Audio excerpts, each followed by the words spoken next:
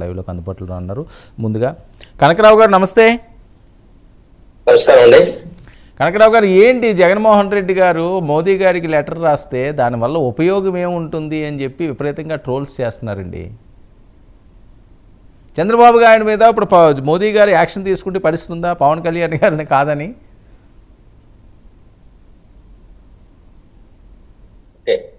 అంతేనండి, రెండేనా విషయాలు? ఇది మాట్లాడి చాలా విషయాలు ఉన్నాయి. ముందు దీనికి చెప్తే అన్నీ ఒకేసారి చెప్తే మీరు కన్ఫ్యూజ్ అవుతారు కదా. 99 టీవీ ప్రేక్షకులకి, అదేవిధంగా హోస్ట్కి, అదేవిధంగా చర్చలో పాల్గొన్నటువంటి ప్రతి ఒక్కరికి నా హృదయపూర్వక నమస్కారం. ఏదైతే ఇటీవల ప్రపంచవ్యాప్తంగా ఉన్నటువంటి ప్రముఖ దేవాలయాల్లో, హిందూ దేవాలయాలు, తిరుమల తిరుపతి దేవస్థానం చాలా చరిత్ర ప్రసిద్ధమైనటువంటి ఆలయం. ఎంతో పవిత్రతకి, అదేవిధంగా ఎంతో మంది భక్తుల యొక్క విశ్వాసాలకి ప్రత్యేక టీటీడీ దేవస్థానం. అలాంటి దేవస్థానంలో ఈ మధ్యకాలంలో లడ్లో కల్తీ, నెయ్యిలో కల్తీ అనేటువంటిది స్వయాన ముఖ్యమంత్రి గారు అతను ఏదైతే 3 పార్టీలు కనకరావు గారు మీ వాయిస్ బ్రేకే వస్తున్నదండి. మీరు కొద్దిగా సిగ్నల్ సెట్ చేసుకోండి. ఎందుకంటే అందరికీ మీరే మాట్లాడాలి, చాలా అంశాలు మీ ద్వారా రావాలి. మీ సిగ్నల్ పోతే ఎవరేం మాట్లాడినా అర్థం ఉండదు దానికి. ఎందుకంటే తెలుగుదేశం పార్టీ, జనసేన అదే బ్రేకే వస్తుంది. ఇప్పుడు వస్తుందా? మాట్లాడండి. ఏదో ఒక నెట్వర్క్లో రండి. మీరు వైఫైలో వస్తే బెటర్. హలో, వైఫైలో కనెక్ట్ అవ్వడానికి ట్రై చేయండి కనకరావు గారు. వైఫైలో ఉన్నాను. ఓకే, మొబైల్ నెట్వర్క్ తీసేయండి. ఓకే, పిలిపిస్తున్నా, మాట్లాడండి. జగన్మోహన్ రెడ్డి గారు ప్రధానికి లెటర్ రాయడం ఆంతర్యం ఏంటి? మరొక వైపు కరుణాకర్ రెడ్డి గారు ఆయన ప్రమాణం, నా కుటుంబాన్ని నాశనం చేయండి అని, తప్పు చేస్తే భగవంతుడే చేస్తాడని.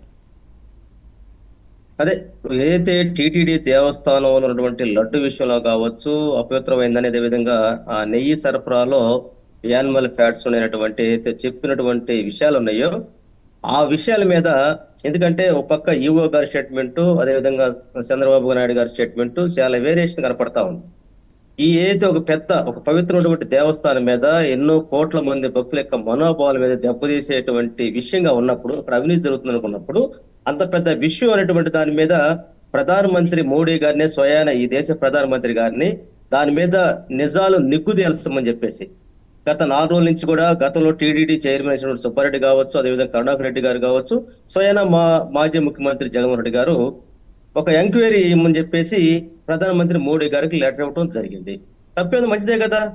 దాంట్లో వాస్తవాలు తేల్చాల్సిన అవసరం, ఎందుకంటే టీటీడీ దేవస్థానం ఇప్పుడు కాదు, కొన్ని వేల సంవత్సరాల చరిత్ర ఉన్నటువంటి దేవస్థానం, ప్రపంచవ్యాప్తంగా ఉన్నటువంటి దేవస్థానాల్లో కీలకమైనటువంటి దేవస్థానం, ఎంతో మంది భక్తులకి మనోబోధమైనటువంటి అంశం కనుక దాంట్లో జరిగినటువంటి ఎవరైనా సరే, ఒకవేళ గతంలో మా ప్రభుత్వంలో జరిగినటువంటి అవినీతి ఉన్నా, అక్రమాలు ఉన్నా సరే, ఒకవేళ ఈ ప్రభుత్వంలో ఏదైతే ఈ 100 రోజుల పరిపాలనలో జరిగినటువంటి అక్రమాలు ఉన్నా కూడా వాస్తవాలు బయట దీముని కోరటం తప్పేమో, దాంట్లో మంచిదే కదా, దాన్ని అందరూ ఆహ్వానించాలి కదా. దానికి ఎందుకు బెంబేలు పడిపోతున్నారు?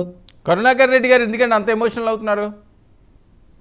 ఏదైతే టిటిడి విషయంలో గౌరవ ముఖ్యమంత్రి చంద్రబాబు నాయుడు గారు, గత పాలకులు ఎవరైతే ఉన్నారో సుబ్బారెడ్డి గారు, అదేవిధంగా భూమన కరుణాకర్ రెడ్డి గారు, వాళ్ళ యొక్క పాలనలోనే అవినీతి జరిగినటువంటి ఒక నిందే మోపాడు కనుక ఆ నిందను తెలుసుకోవడం కోసం సాక్షాత్తు టీటీడీకి వెళ్ళి ఆ పవిత్ర దేవస్థానంలోనే మేము తప్పు చూస్తుంటే మేము శిక్షార్హం అని చెప్పేసి ప్రమాణం చేస్తారు. మంచిదే కదా.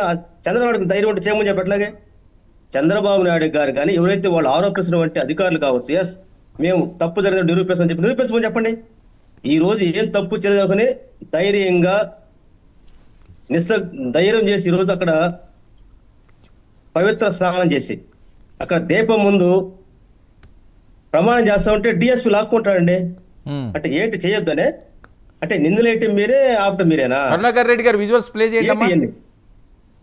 కరుణాకర్ రెడ్డి గారు విజువల్స్ ఉంటే చూడండి. ఓకే, మాట్లాడండి, మా వాళ్ళు ప్లే చేస్తారు. ఇందాక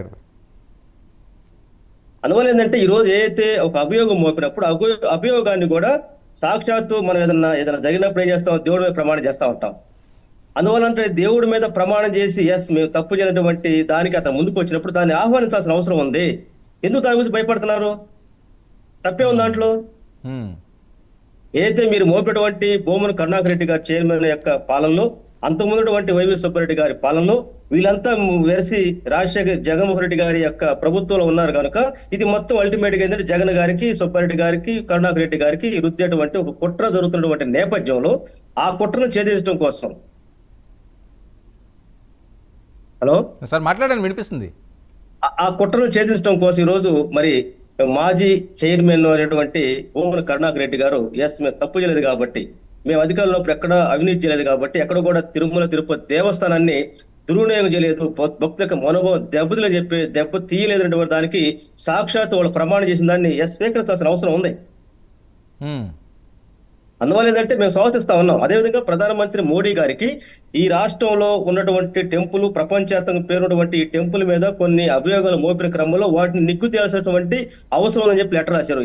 ఈ రోజు మేము అంటా ఉన్నాం చంద్రబాబు నాయుడు గారి, నిజంగా నీకు ప్రభుత్వ రాజ్యాంగ వ్యవస్థ మీద నమ్మకం ఉంటే ఇంత పెద్ద దేవస్థానం మీద కుట్ర జరిగినటువంటి అభియోగం నువ్వు మోపినప్పుడు దాన్ని తేల్చడం కోసం ఎందుకు సిపిఐ అడగట్లేదు నువ్వు? అంటే అది ఒక్కటే కాదు కదా, సుబ్బారెడ్డి గారు సుప్రీంకోర్టు వేసాడు. సుప్రీంకోర్టు జడ్జి గాని రిటైర్డ్ జడ్జి ఎంక్వైరీ ఇది ఒక్కటే కాదు కదా, ఇది ఒక్కటే కాదు కదా, ఇంకా చాలా అంశాలు ఉన్నాయి అంటున్నారు పవన్ కళ్యాణ్ గారు. ఏ విషయమైనా సరే ఇక్కడ టీటీడీలో జరిగినటువంటి ఏదైతే అవతాకులు అన్నాక అన్ని విషయాలు వస్తాయి దాంట్లోకి.